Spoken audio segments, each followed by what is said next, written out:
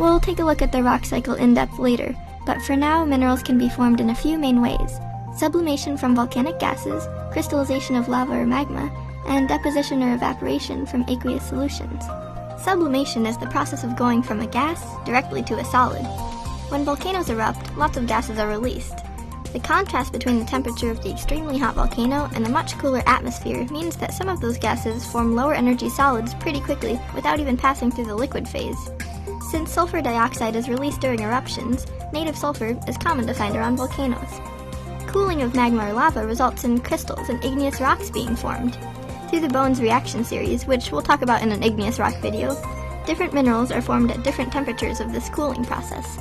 Another way they can form is after hot water flows between rocks and dissolves particles. Then, when this water cools, these dissolved particles return to a solid state and can deposit or precipitate back out. This can lead to large sections of rocks coated in other minerals, or even veins of minerals inside other rocks. This deposition can take place in hot springs or hydrothermal vents and veins. Evaporation can also lead to minerals being formed. If seawater has a large salt content, not necessarily just sodium chloride, but any salt, when that seawater evaporates, it can leave behind those minerals as they settle to the bottom.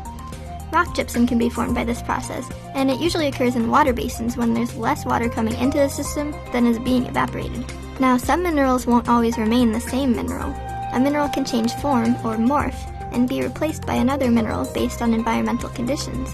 There are many different types of this, but in general it's just one mineral being replaced by another because of a change to its chemical composition. This gradual replacement leads to some pretty cool looking samples called pseudomorphs, meaning false form. These samples usually have some of both mineral present.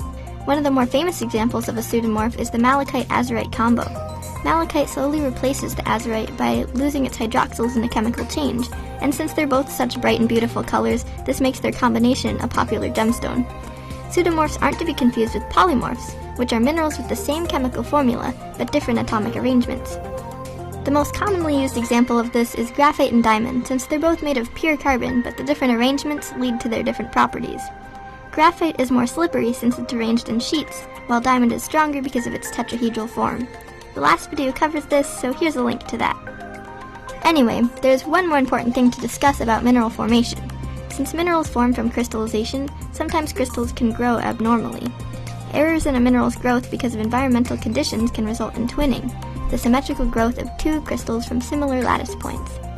The way a mineral twins can help identify it, since different minerals have different twinning patterns. While there are a ton of types of twinning, different laws, and a whole classification system, there are two main types: contact and penetration. Contact twins involve the twin crystals sharing only one plane between them. It looks like they're just touching each other. Penetration twins involve one of the crystals going through the other one. In other words, more than one plane is shared. Calcite is a common contact twin since its crystals share only one plane, while starlight is the famous penetration twin that forms little crosses and star-like shapes. Those are some ways minerals can form and processes that go along with mineral formation.